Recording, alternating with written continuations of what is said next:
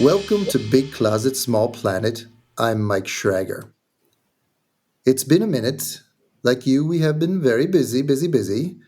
But today's guest recently wrote an article that I could not ignore. So we were back in the podcast seat once again.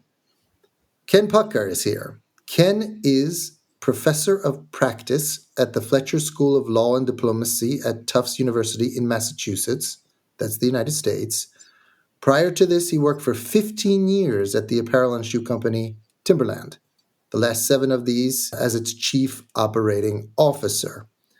Now, Ken analyzes and comments extensively on a range of important sustainability related issues, including the apparel industry and the finance sector, and he publishes his analysis and opinions in various influential channels, including, for instance, the Harvard Business Review. I know he's also involved in advocating for the New York Fashion Act, which we may come back to.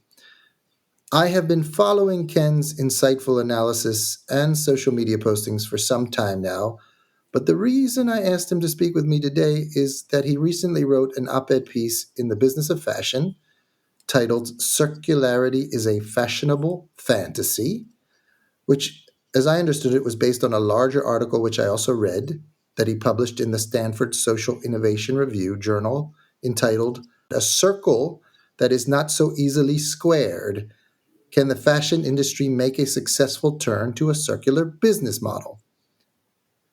Based on those titles, you can probably already guess what he concluded, or maybe not. Anyway, Ken, really great to have you here. Thank you for having me. So I know we're going to talk about serious stuff here, but I just wanted to ask you, because you also recently informed me about a personal fact that equally interests me. I don't want to get off in tangent, but in college, you were a hockey goaltender. Is that possible? It's possible. Was is the operative verb there. Okay. A Jewish hockey goaltender, no less. And as I am Jewish, I know it's not common for us Jews who wandered the desert to play hockey. But is there any relationship between being a good goaltender and what we're about to talk about now, or is it really unrelated altogether? I thought you were going to ask a slightly different question, which is there any relationship between your last name, Pucker, and playing hockey, which is a question I've gotten prior. And there is none, apart from the fact that I did have a great uncle who was a professional hockey player, and I didn't make it quite that far. Okay. Well, we'll see if we can weave through any hockey metaphors throughout our chat. If we do, we can pat ourselves on the back. Let's get started into the content of all this, because this is really, really important stuff as I see it. So let me ask you a few true or false questions here to get us started. The real driver behind unsustainable practices in the fashion and apparel industry is overconsumption. What do you say? False. Interesting. Market-led voluntary solutions do not or cannot adequately address the negative environmental externalities created by fashion and apparel. True. The current push to promote circularity is a diversion from what really needs to be done, as it cannot achieve a decoupling between what's expected for revenue growth and resource use. True. Commercial actors and companies are intentionally deceiving the public about the potential of circularity. Unclear. Regulation and legislation is the only way to ensure the industry can operate within the planetary boundaries. I'd say best as opposed to only. Okay, the best way. So you think that's true? Likely yes. Okay, so interesting. So the first thing that I really was surprised about is the real driver behind unsustainable practice in fashion and apparel is overconsumption. You said false to that. Why is that false? I did indeed. It is certainly a vital driver, but I would lift up one level above overconsumption to see what it is that drives overconsumption. And there, I would start with the system structure, rules, and incentives that promote overconsumption. So, said differently, I would say our overarching mindset or paradigm is one of reasonably unfettered capitalism. And in many respects, if you look over the last 50 years, I would argue that it's served humanity well. Poverty rates have fallen from 45% of global population to less than 10%. Life expectancy prior to the pandemic was up by more than 10 years over this period, and literacy rates are now over 90% for both men and women. On the other hand, this paradigm has led to exponential and unsustainable growth. So, if you look more specifically at that same time period, global population has almost doubled from 4 to 8 billion people. GDP is up three times over that period. Carbon emissions have almost doubled. And that applies also to things that are resource intensive, like land use or calories for food, water usage, etc. And you in Stockholm would know better than most, Michael, based on research by Johan Rockström and the Stockholm Resilience Center, that humanity has now passed six of nine planetary boundaries. And so to me, the place to focus is the unfettered part of capitalism, not capitalism itself, which is leads to system structure and rules and incentives that promote overconsumption and unsustainable growth. I was just at another meeting with Johan Rockström, who gave us more bad news about the window for staying within the 1.5 trajectory. Yeah. Not fun messaging news from Johan and his team. So let's jump into this issue about market-led voluntary solutions, right? So you talked first about the rules of unfettered capitalism, the incentives there are driving us in the wrong direction, and then you moved into this issue of voluntary solutions. So how do you think we've come to believe in market-led voluntary solutions? You often write about this rise of sustainability Inc. and the illusion of win-win solutions as you see it, and have emerged as a way of thinking, but not have really delivered. And you've often said that we've embarked on a 50-year experiment of corporate voluntary self-regulation that just hasn't worked. So tell me more about your thinking there. So you nailed it. 50 years is a good time period to explore again here.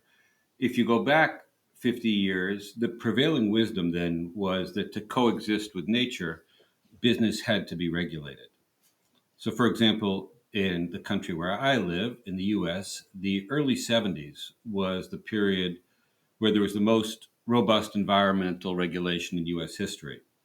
You had the Clean Air Act, the Clean Water Act, the Marine Mammal Protection Act, the Endangered Species Act, the creation of the EPA, among many other pieces of seminal legislation. And this all happened while a Republican, Richard Nixon, was president, and both houses of the Congress were held by Democrats. And so this notion that business had to be regulated was shared by most people in the US and globally. During that same time, actually in 1972, a group of systems dynamicists at MIT published the book The Limits to Growth, which was an analytic treatise that sold more than 10 million copies and was translated into more than 30 languages, which is amazing given kind of the dry nature and analytical nature of the output. But the book summarized an examination of 12 different scenarios for world development over the next 2 centuries and focused on five variables: resources, food per capita, population, pollution, and industrial output per capita. And these PhDs used newfound computing power to produce simulation models to see what would happen over the next 2 centuries. And they came to three conclusions. The first was, if present growth trends continue unchanged, the limits to growth on this planet will be reached sometime within the next 100 years. And again, they published in 1972. Number two was, it's possible to alter these growth trends and establish a condition of ecological and economic stability that is sustainable into the future. And number three is, if the world's population decided to strive for the second outcome, the sooner one started working on it, the more likely that we'd get to a sustainable circumstance. And a lot of people viewed the book as doomsday, but the authors actually thought of it as an optimistic outcome based on their second and third conclusions, which is we could alter trajectory and end up in a place that was sustainable. But they did conclude that more regulatory work had to be done to assure that humanity would live within planetary boundaries.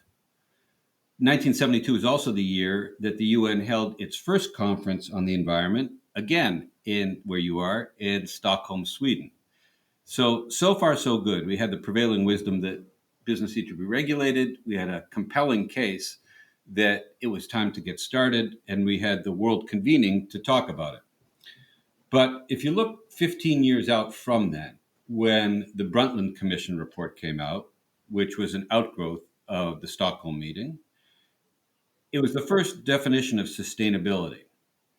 And while the UN was struggling at the time for funding, the International Chamber of Commerce played a very active role in influencing how the world's nations thought it best to balance or rebalance commerce and climate.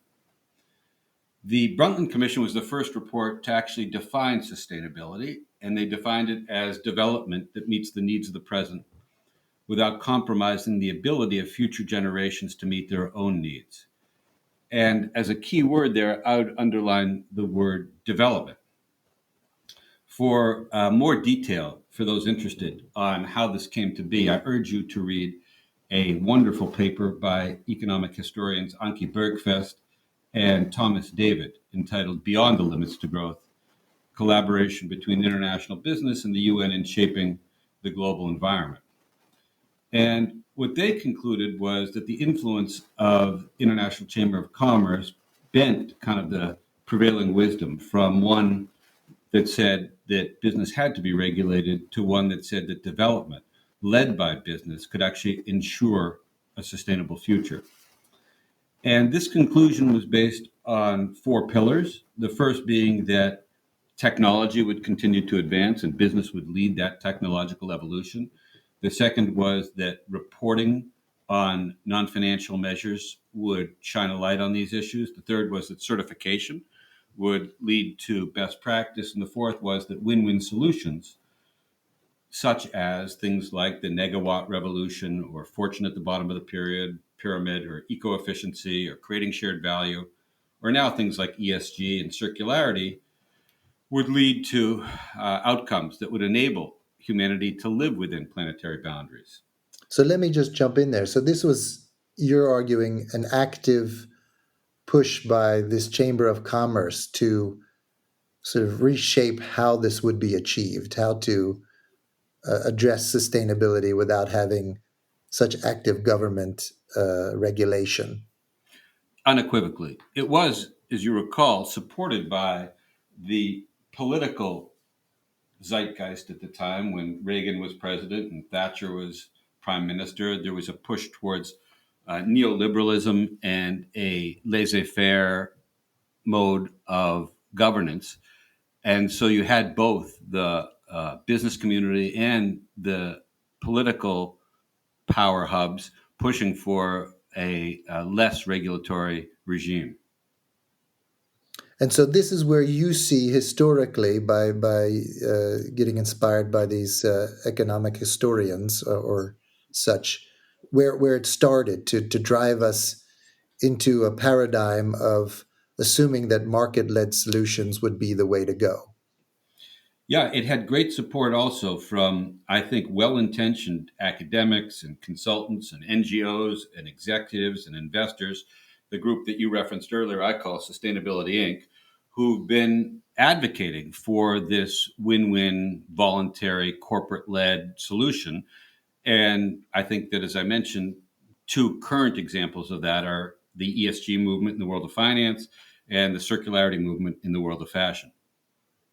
Okay, so do you want to jump into that? Because I was thinking you've now given us a lovely history lesson on where you see this started and became this 50-year experiment where there was a number of different, I guess, theories of how to have win-win solutions, which we can come back to. But you're talking about circularity, which is what you wrote your op-ed piece on.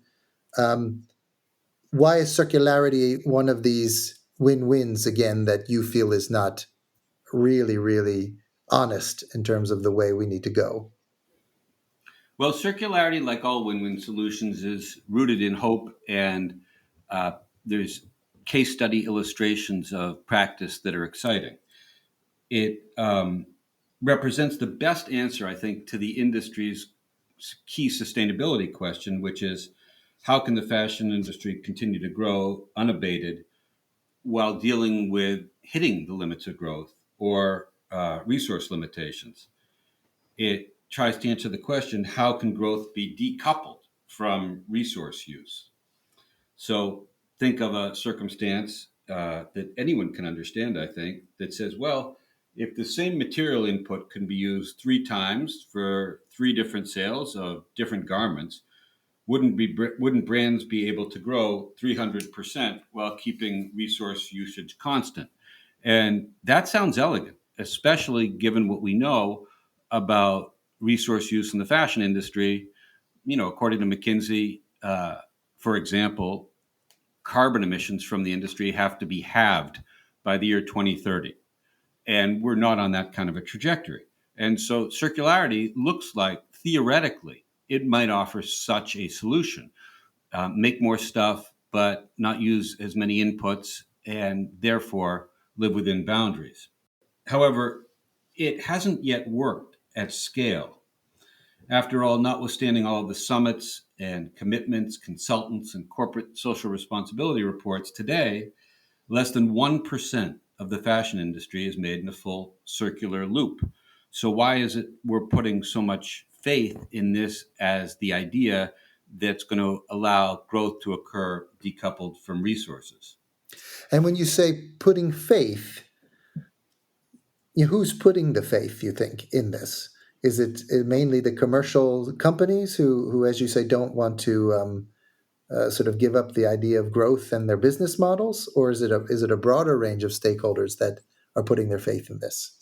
It's broader. There are certainly companies. I think H&M is committed to a fully circular model by the year 2030 that allows them to double unit growth while having their environmental footprint. They have a director of circularity. If you read their CSR report, you can read initiative after initiative that are committed to a circular future. They're taking it very seriously, I'd argue. Industry trade associations, if you look at the GFA, if you look at Sustainable Apparel Coalition, if you look at the kind of leading NGOs in the space, are devoting enormous focus, time, attention, commitment, research to circularity. If you look at the investment community, there's excitement around circular solutions and fundraising around things like bio-based materials or new business models. And so I think it's far broader than just industry. I think there's a consortium of sustainability Inc. practitioners that are hopeful that circularity is the get out of jail free pass that enables the industry to continue to grow, but while dramatically cutting resource use. But your analysis, which didn't surprise me, but I'm so happy you did it, is that if you look through a number of different key pieces of assessment here, evidence and examples, that it's really unrealistic to think that circularity can achieve both the growth potential and achieve the environmental and perhaps social targets that our industry or society needs. So, in your report, in your analysis with the Journal for Social Innovation, you talked about 7 barriers.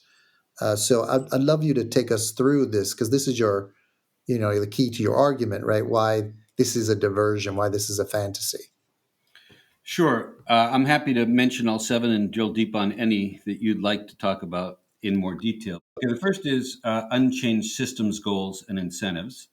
The second is discretionary or absent metrics. The third is energy loss and product degradation. The fourth is unscalable or questionable business models.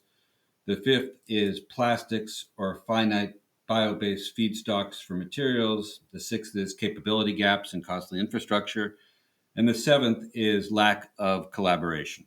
You can pick which one you want to talk to. All right, there are a lot to unpack and very interesting. I think I want to link back to the first one you said because it also links to what you said when we started the conversation about true or false. Ultimately, you talk about unchanged system goals and incentives, right? If the incentives are not supporting circularity reduction of resource use, then you're not going to get it. So you worked as the COO of Timberland. You have direct experience of how a for-profit company works. Tell me more about your view on how essential the very basic goals and incentives are for enabling or not enabling this to happen. Sure. Let's focus for a minute on public companies. Timberland was interesting in that it was a publicly traded company, New York Stock Exchange, prior to being acquired by VF in 2011, after my days there. But it was publicly traded and privately controlled by a family that had Class B shares. But it still had to report to investors every 90 days, as all publicly traded companies do. And envision a circumstance, if you would, where a CEO or CFO would get on the phone with Wall Street and say, "Hey, I have great news to report. We shrank our top line this quarter by 12%, but we were able to cut water usage by 15% and carbon emissions by 18%. Any questions?" My sense is that there'd be a good number of questions, and they'd be on the first part of the story there, that growth contracted by 12%. Wall Street shareholders still are concerned about traditional results, EPS, EBITDA, growth rates, order book, gross margins, new product pipeline. Those are the kind of questions that investors typically ask. And so I had the chance to sit next to the CEO and CFO as we reported to Wall Street for those 7 years. So it's 28 straight quarters. We achieved record results each quarter. During those presentations, Jeff Swartz, who was the CEO, devoted fully 1/3 of his remarks every single quarter, 28 in a row, to what he called the commerce and justice agenda at Timberland. And justice is a big word for business, but for Timberland, it meant three things: environmental stewardship, global human rights, and citizen service. And Timberland tried to lead in all of those areas, and Jeff would report on progress against each of those three. And for 28 straight quarters, he never once received a question from any Wall Street analyst about that third of his remarks. And you could safely then say, wait a minute, that's not fair. You left the company in 2007. That was a long time ago, and the world has changed. And I would say, yeah, that's fair. The world has changed in some respects. So back then, less than a quarter of S&P 500 companies reported on non-financial factors or created CSR reports. Timberland issued its first in 2001. Today, 96% of S&P 500 companies issue a CSR report. But I think what gets lost in the haze and the press is that there's a big difference between reporting and disclosure, and there's also a difference between disclosure and action. Just because companies are reporting on something doesn't mean their behavior has changed. And I would argue it really hasn't, because the system structure, rules, and incentives haven't changed. And so, yeah, there's a lot more activity, but there's certainly no more progress, in my view. I mean, just look at the data on carbon emissions, for example, from the apparel industry. And it's worse today than when I left Timberland. So So, basically, you're saying, of course, that the traditional measures of profitability for a public company or any for-profit entity are what drive success, what people want. And even if you have some other indicators, those clearly will not be what people judge as a successful enterprise. And therefore, those two things don't necessarily or cannot go hand in hand. Is that what you're saying? yeah, you said, I just want to focus on one word. You said people, what people want. And I want to focus on that for one reason, which is this doesn't just apply to public companies. I did focus on public companies because there's more data available, but it applies to all companies. And the reason I think it is that growth is the oxygen of capitalism, really. And to demonstrate this, I'd point you to an authentic sustainability pioneer and leader, which is Patagonia. And when Patagonia hit $200 million in revenue, Yvon Chouinard, who owned 100% of the company with his wife, said at the time, "No one needs another fleece jacket. We're done growing." And I don't know their revenues today because they're not public, but I would guess it's over $1 billion. And so they're at least 5 times as big. And he didn't have to grow anymore. I mean, he owned 100% of the company. He's not driven by a wealth, obviously. He's essentially given all of the profits of the company away now through a novel structure. Why is it that Patagonia is still at least 5x as big as it was when he said that? And why do you think that is? Is that just sort of a mentality that we can't get out of as an economic model? Why did he keep doing that? So I can't speak to why he did because I haven't spoken to him about it, but I can guess, and I would illustrate thusly. If you came to me, Michael, and I was at Patagonia, and I led the company. And I said, "Look, you're a great guy. I want to hire you as an assistant product manager." And you said, "Great, that's my dream come true. Can you tell me when I start and what my salary is?" And I said, "Sure. Let's start in a month, and you're going to make $70,000 a year." And you said, "Wow, that's great. I just graduated from college. That sounds terrific. My parents will be thrilled. Can I just ask you one more question?" And I said, "Sure." And you say, "Well, if I hit the ball out of the park 5 years from now, what will I be doing? What will my comp be?" And I said, "Well, we're not planning on growing, and we have a great team. And so if you deliver on all your objectives and you hit the ball out of the park, you'll have the same job and you'll make the same salary adjusted for inflation." Okay. And you say, "What?" And I say, "Yeah, we're not planning on growing. We're satisfied." I'm sure you'd be pretty bummed out because people want to develop their careers. They want to develop their net worth. They want to aspire to learn new things. And a stagnant company doesn't allow for those things. And so there's kind of institutional pressure for growth that's based on, as I mentioned before, the kind of operating paradigm that companies work within. So this is, I mean, I feel like this is a whole nother podcast, Ken. But uh, there is this sort of inherent assumption that you are driving, which is sort of non-profit models that don't include enough growth for people to develop and achieve goals drives people towards needing to make a lot more profit than really our planet can take. Um, and also this idea of a nonprofit social enterprise, maybe you're arguing can't be a norm, but maybe the exception. But this is a lot to unpack. But let's jump to a different barrier that you talked about. You talked about circularity and metrics, right? So in your article, you talk about the definition of circularity. There seems to be 100 definitions. What about the absence of metrics? It's a good question. There are over 100 definitions currently of circularity. One company might say we define success as the percentage of recycled material use. And another one may say, well, we define circularity as percentage of waste reduction. As long as there's different definitions of success, everyone can choose their own path, and that doesn't get us to where we need to go. And so, until we get to a uniform view of what success looks like, I think it's hard to define that we've delivered it. And what about this issue of the science behind this, the physical laws? You talk about energy loss, product degradation. The assumption of circularity is that things can go in a loop forever. But as you know from your own analysis, this is not actually true. So where does that come in all this? Well, I mean, when you remake something, for example, let's say a cotton fiber that is then mechanically recycled and remade, typically the fiber length shortens. And so you're left with a lower quality fiber. Not in every case, there's some novel technologies that may actually obviate that problem, but in most cases today.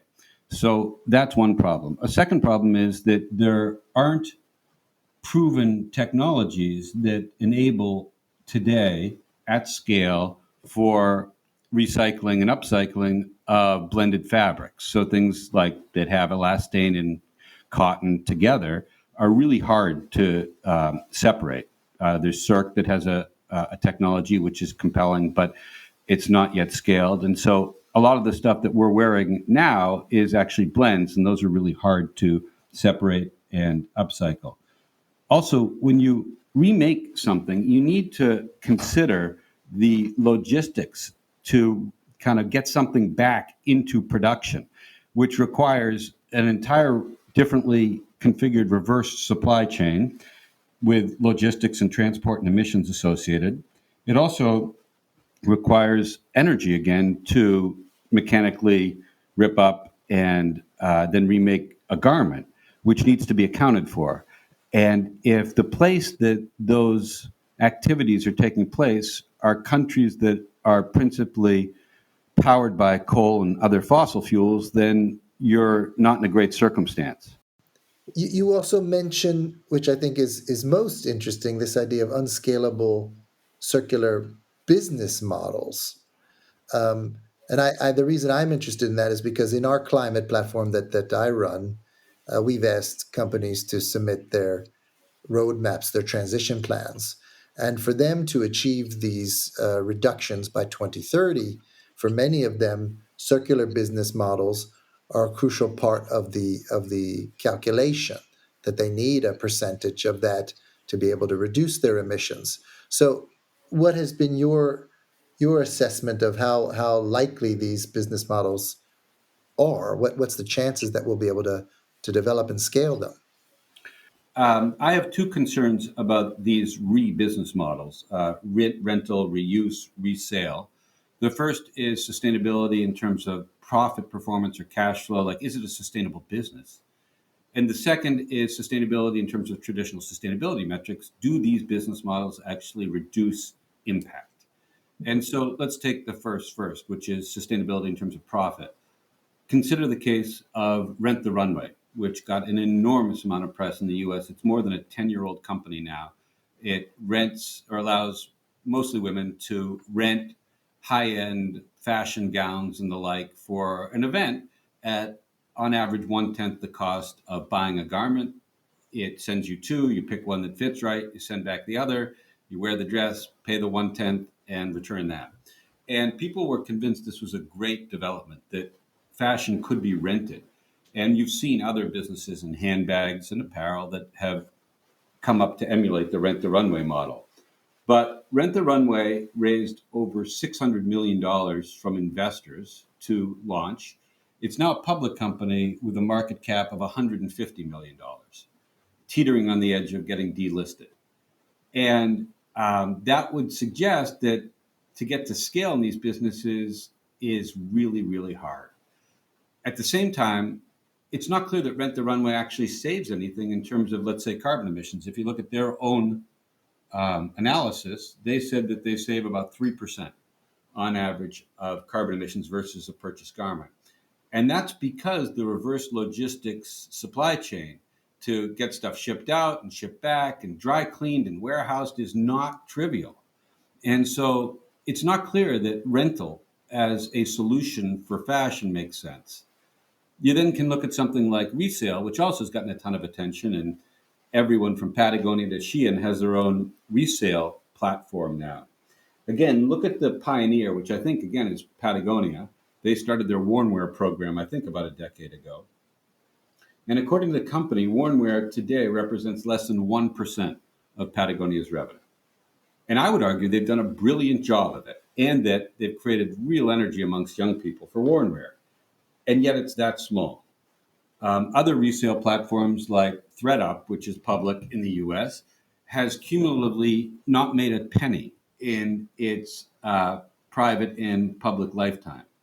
And so they have an enormous operation. I think they're doing great stuff in terms of what they want as an outcome, but it's not clear that, businesses that can never get to profitability are going to be around too long. The third thing I'd mention just about these business models is they're not all that new. They may appear to be new because a lot of them are connected to e-com, but we've had resale in this country, at least, for a very long time, called Goodwill or Savers or places like that that are huge operations.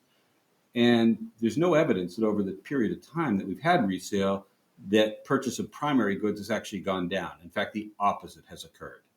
And so I'm less sanguine that these new business models are going to save the day. So let's get back to that. I want to come back to that when we get into your suggestion for instead how we should move forward, because I do think that isn't there could be a question of isn't that because the economic incentives for linear are still so much stronger. But we'll come back to that. So you've mentioned now a couple things that I dug into with you. The first one was about unchanged system goals and incentives, which I think is the crux of it all. You talked about the lack of consistent metrics for circularity, I would also say those metrics have to link to more fundamental outcomes like greenhouse gas reductions. You talked about the sort of the understanding of the physical laws that you can't really recycle things forever, even though that's the idea that we could sort of do that. You now have talked about unscalable business models. There were other couple things in the barriers. You talked about capability gaps and costly infrastructure. Uh, you talked about a lack of cross sector collaboration. You wrote about that. This issue of plastics. Is there anything you want to say specifically about those that you think is crucial for the audience to hear? I would just say that I had the chance to participate in a wonderful collection of footwear folks who got together at MIT to look at the questions of circularity about a year ago. There were about 60 people, probably, I'm not sure, maybe 20 or 30 brands represented. And what was amazing to me was that this was the first time that these brands had convened to talk about how one might achieve a circular model. And absent brand wide collaboration, industry wide collaboration, collaboration beyond industry to include governments and NGOs and infrastructure providers, circularity can't be achieved. And by the way, it's more complicated, I think, for footwear than it is even for apparel. And so it was both exciting to see the conversation enjoined. It was concerning that in the year 2022, at the time, was the first time that the industry, at least for the folks in the room, had gotten together to talk about it.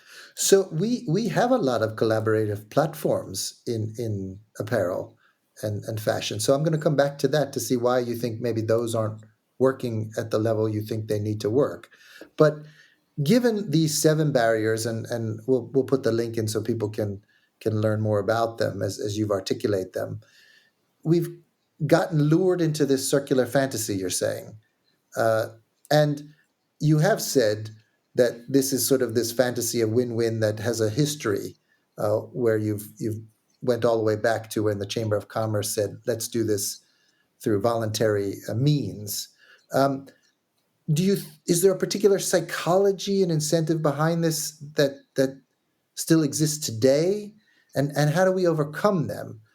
Because I'm thinking about, you mentioned companies like H&M who you think are serious about this, but are they consciously trying to deceive us in this whole thing, or is there some sort of mental thinking that really is trapping us in seeing this as a option to go forward, which is not really feasible?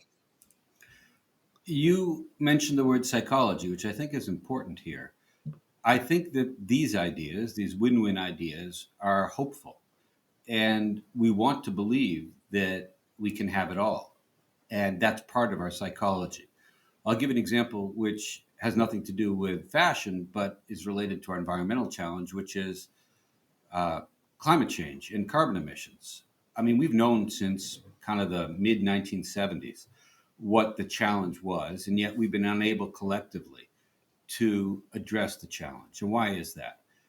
It wasn't because of science. It did certainly have something to do with cost, probably 20 years ago, meaning renewable energy was far more expensive. But that's not an excuse today anymore, where solar and wind power is cheaper in more than 95% of the world.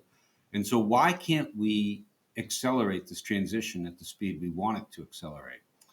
And a lot of it has to do with short term pain for long term gain. I mean, how many politicians are prepared to say to taxpayers, at least in this country, hey, I have a great idea.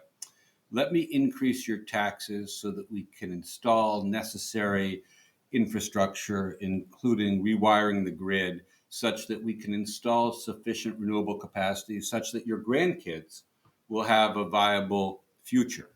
I mean, that sounds like a good idea to me, but who's willing, as a politician who's elected every 2 years in the House, to tell people, let's accept some short term pain for long term gain? We're just not good at that as at least humans in this country. And so I think there's a psychology of hope and avoidance of pain. I will also tell you on the question of deception and hope and why do we keep making the same mistakes? If you'll permit me, I would love to share with you a quote from an article that appeared. It was actually an editorial that appeared in the Wall Street Journal in 2010 by an academic from the University of Michigan named Anil Karnani. And he wrote an editorial called The Case Against CSR. This is back in 2010. Okay. And what he said is very simply, in cases where private profits and public interests are aligned, the idea of corporate social responsibility is irrelevant. Companies that simply do everything they can to boost profits will end up increasing social welfare. In circumstances in which profits and social welfare are in direct opposition, an appeal to corporate social responsibility will almost always be ineffective because executives are unlikely to act voluntarily in the public interest and against shareholder interests. And I think that sums it up perfectly. It's Mm. not that executives are bad people or poorly intended. It's not that consumers don't legitimately want safe futures for themselves and their kids. It's not that investors don't understand the predicament. It's the system structure that they're all operating in. That's why, to return to where you started, I don't think over. I think the idea of overconsumption blames the consumer for a problem that's systemic, and so I don't like the idea of blaming the consumer.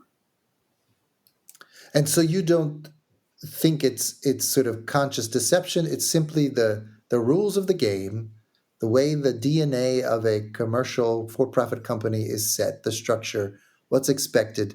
Well, how could you possibly expect them to behave any differently given the setup as it is? I think that's a fair characterization. I would say, however, that there are certainly brands that are consciously trying to deceive. I mean, if you look at the commitments they're signing up for and then removing those commitments or re engineering the commitments or deferring their commitments, I think there's definitely an element of hopeful deception that's going on. I can't point to, which companies, which executives, but certainly that's pervasive as well. Okay. So let's jump into what you think we should do instead, because what you're describing so articulately to me is not a surprise to me either. And we share, based on my own experience, very similar uh, interpretations of how we've gotten here and what the problems are.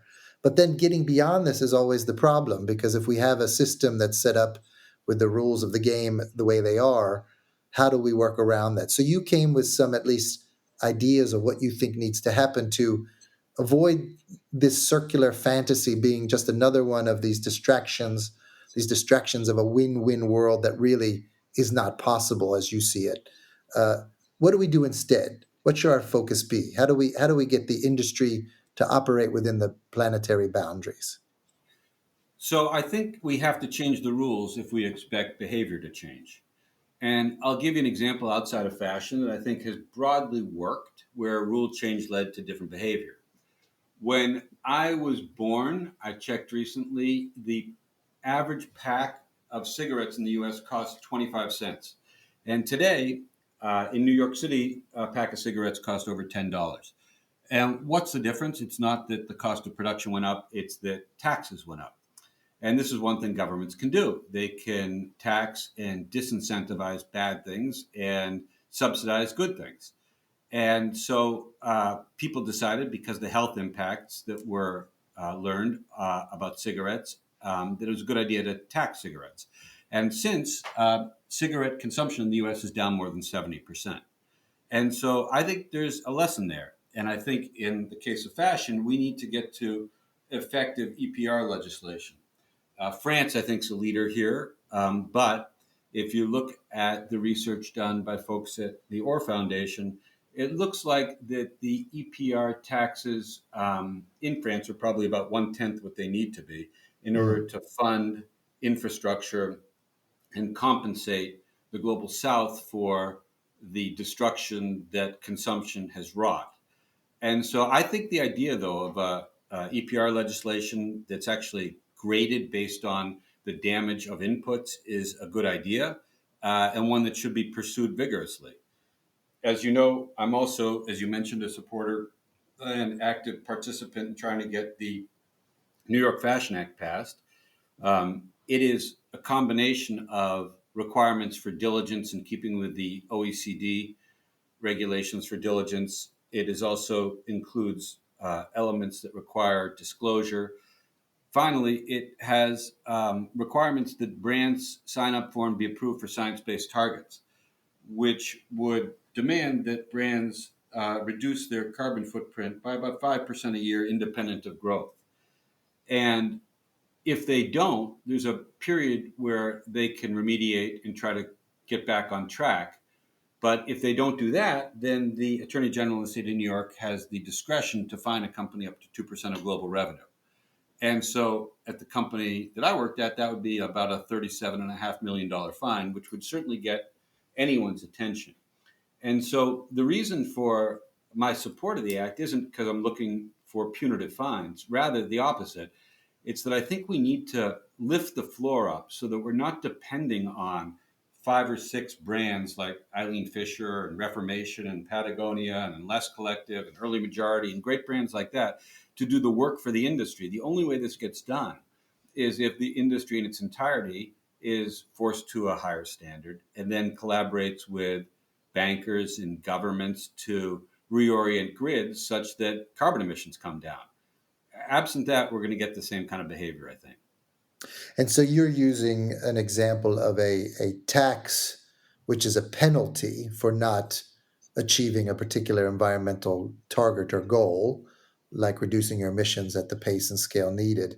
Uh, would an alternative or a complementary solution be an incentive, an economic incentive that you pay less tax if you can show that you've invested in carbon reductions through your supply chain, that you've put money out there and have gotten a performance from that? Could that work as well in combination with a tax? Absolutely. There's, I know years ago, the team at Nike were working with legislators in the U.S. to try to create an incentive for brands to deliver more sustainable product and in exchange for saying have duty rates reduced, which is an example of a subsidy for good behavior. And I think that can work as well. So that feels quite significant because you're trying to hit people where their profits are. You're not going to make money if you don't do this. You're going to actually be losing money. Um, and we can go into a whole nother podcast about sort of how well legislation is designed. But basically, your view is, as you said in the beginning of our conversation, unfettered capitalism without sort of the active role of government setting these kinds of penalties or economic incentives is not going to work. So, um, are there other things in terms of solutions? Because you mentioned these as sort of the foundation for it to work, I think. Are there other things that you identify that you think are also crucial for making this happen to make circularity or actually performance towards within the planetary boundaries achievable? I think the work of folks like the Apparel Impact Institute is onto the right things. I think we often focus in this industry in the wrong places within the supply chain for remediation and things like carbon reduction. But work to address tier two and tier three suppliers is smart. It'll take a lot more than the significant amount of money that they've raised. But I like that approach. Okay, so this idea of raising money to invest in supply chains, where for instance, the carbon is, follow where the carbon is, not get distracted by perhaps a sort of, I don't know, circular business models or other things that may not have the kind of impact that some more straightforward solutions could provide, like helping to change the energy mix or grids in production countries. Uh, am I right in Absolutely. thinking like that? Absolutely. I also think there's clearly a problem with synthetics. Now, natural materials are no panacea if they're treated with chemicals, but if you look back over a kind of 20, 30-year history, the fashion industry used to be principally made up of natural fibers. That's changed dramatically over the last 20 years, and now synthetics represent, by the way, synthetics are proxy for fossil fuels, represent over 70% of output of the fashion industry. And as we know, fossil fuel extraction, which is energy consumptive, is nasty. And then goods that are made of synthetics or fossil fuels tend not to biodegrade for generations. So your kids' kids' kids will be alive when you throw away your synthetic pair of athletic footwear if they end up in landfill. And so maybe this can be addressed through EPR, again, a differential EPR, but the growth of synthetics is and fossil fuels is to the point now. I think fossil fuels represent, I mean, sorry, that synthetics from fossil fuels in the apparel industry represent about 1% of all fossil fuel production, which is incredible. That is incredible. And I think this is a tricky subject in and of itself that we can do a separate conversation on. Just to say, as you mentioned, today a lot of the natural fibers, the cottons and viscoses and these things also use a lot of fossil fuel energy in their processing. So as you said, they're not a cure-all, a panacea, but I can see if you compare the two together, where synthetics, don't do as well. Are we missing any particular thing you want to focus on? Well, one other thing is, I think, troublesome, which is that a lot of these industry associations and consortia are funded by industry. Hmm. And I worry that as a result, we end up perpetuating the status quo as opposed to enacting the kind of change that is required. The organization that's pushing, for example, the New York Fashion Act is called the New Standard Institute, which I'm part of. It's led by Maxine Bedat, who wrote a brilliant book called Unraveled about the fashion industry. And we have a commitment not to take any funding from the industry because I think you need to be independent in order to try to balance the needs of industry with the needs of the planet and our kids. So this is a very interesting point because I think that there's a dynamic here, and even Maxine has written about it. I've experienced it. There has been a sense that as a theory of change in our industry, Sustainability Inc., that you've talked about, that change agents thought, well, if politicians aren't willing to act, we need to go first with the private sector. The private sector should go first. The private sector can set the agenda because the politicians won't do it. And with that, you get a dynamic over the years that, well, maybe we shouldn't let perfect be the enemy of good enough. That if we just move forward and the commercial sector allows us to do some things a little better than we've done now, that's the way to go. But on the other hand, one could argue that that kind of thinking is what keeps more robust approaches like you've been advocating for, taxes on clothing, out of reach because companies will only go so far to advocate for the things that they think are needed to be done because they don't want to undermine their business model. And therefore, having consortiums of companies recommending policy changes, which is what they're doing now. There's a number of platforms that have policy as their role to influence people in the EU, where I work a lot, uh, from the commercial companies saying this is what we're willing to agree to. But what they're not willing to agree to, I'm guessing, is taxes on their clothing. So in that sense, one could argue that this kind of model, these companies, the commercial companies, are capturing, it's a sort of academic term that I've read about, capturing sort of and holding back progress because they have influence and they're interacting with politicians and saying, yeah, we want changes, but just not enough change to really make it hurt us. Do you see that dynamic happening in the US? You've done a brilliant job there of describing regulatory capture, which is probably more profoundly a problem in the US than it is even in the EU. So I entirely endorse the diagnosis that you just outlined. And so you describe needing organizations that aren't captured, so to speak, and also trying to distinguish between NGOs from NGOs, right? Not all NGOs are equal. Those that are financed by commercial interests are often captured by those interests, whereas perhaps we should be more trustworthy of those who aren't financed by that, as you describe with the New Standards Institute, and therefore give them more credit for sort of advocating for public good. Would you agree with me on that side? I would. And in the US, I would say that I've heard the argument that you made around we can't trust government to get anything done. Look at their track record. There's constant inertia and stalemate. And yet, in the U.S., the passage of the Inflation Reduction Act a year ago is a enormously positive, powerful step towards decarbonization in the U.S. with unprecedented amount of subsidy for pushing people towards the right kinds of behavior, be it heat pumps or renewable energy installations, etc. It's not without problems. It is imperfect, but I think it'll enable the U.S. to deliver on its Paris goals of 40% plus decarbonization by the year 2030. And so there are instances of hopeful regulatory intervention, the Montreal Protocols and other. And I think that and I agree with you that a lot of the NGOs that are industry funded won't advocate for the kind of change that's required, evidence our trajectory.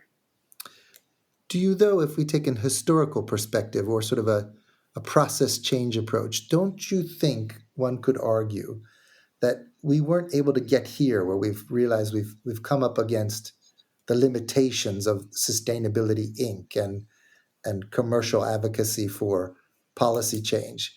We wouldn't have gotten here without Sustainability Inc. trying to frame the questions and put sustainability on the agenda. Couldn't one argue that it's easy to look back now and say, oh, this was hindering progress?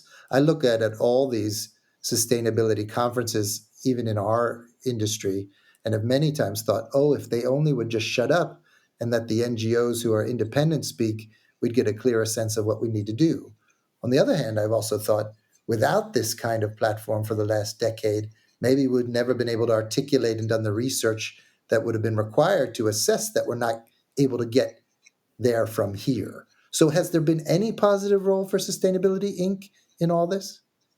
I'm certain there's been some positive role. I would lean on the argument or the two sides of the argument you just outlined that Sustainability Inc. ultimately has proven detrimental as opposed to beneficial to progress, not because of intentions. I think intentions were really good.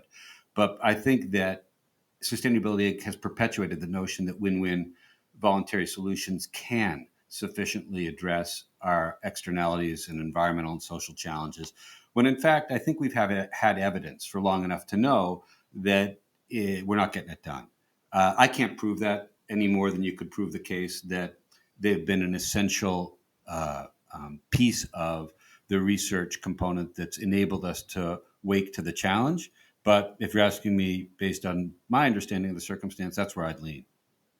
So, I'd like to wrap up with two final questions that we're not going to spend an eternity on, but I wanted to ask a more direct question, which is, given what we know about where we are environmentally, uh, the crisis that we're facing in so many ways, don't you think that this industry, the apparel fashion industry, just simply needs to be a lot smaller than it is today? And if you think it does, because I don't know how the math adds up, if circularity really can't decouple, right, revenue growth from resource use, you just need to contract the industry, don't you? And what that contraction looks like, we'd have to do the math. But also, then you do have some people dependent upon the industry, certain countries, production countries, that have been tied into this industry. And what happens there? How do we address that just transition? So I come back to, don't we just need a much smaller industry? I'd settle as a starting point for an industry that's equal in size and half as damaging.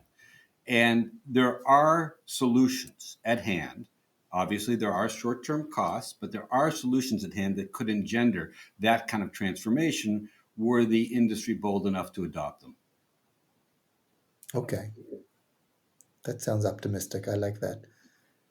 And if we Mhm. take a further step back, which I think you did outline in the very beginning, what you're describing for the apparel and fashion industry is not unique, isn't it? It's just a, a bug, no, maybe a feature of just the way our economic system, our economic models are built up today, right? So this description of the challenges with apparel and fashion, are they really unique? And aren't you just really criticizing the economic system overall, using an argument that the political left, some would call, has used for a very long time. I think our industry is particularly bad. So I don't think all industries have made as little progress as fashion. Consider, for example, progress in late coming progress, but progress in the auto industry with EVs, or consider progress in the energy industry with solar and wind and battery storage and investment in making more with less. We as an industry, I think, have encouraged more and more faster timelines, more fast fashion, now real time fashion, shorter product cycles, convincing people not to buy better, but to buy more. And so I'm certain that there are other industries that have related problems, but I think ours is particularly challenged. So, if you were to leave the listeners here with one piece of advice, one thing you say, you've heard a relatively comprehensive and nuanced argument for why circularity is, again, one of these potential fantasies, this fantasy of a win-win solution that means that no one has to experience any pain. And then you've pushed to say we need to do a number of things. What would the piece of advice be in terms of let's get serious about this? What would you say we need to focus on? So I think we need to abandon the false hope that these win-win solutions are going to get us there and focus on legitimate solutions that improve the environmental and social footprint of the industry. I think absent so doing puts the industry at risk in terms of license to operate because the circumstance is going to get more profound and more challenging with bigger piles of apparel on beaches and in mountains, absent some kind of intervention. And so I feel like the scene in Jerry Maguire when the agent is telling him, help me, help you. We need to wake to the fact that we should be more clear eyed about the need for solutions. Ken, thank you very much for talking to us today. Thanks for having me.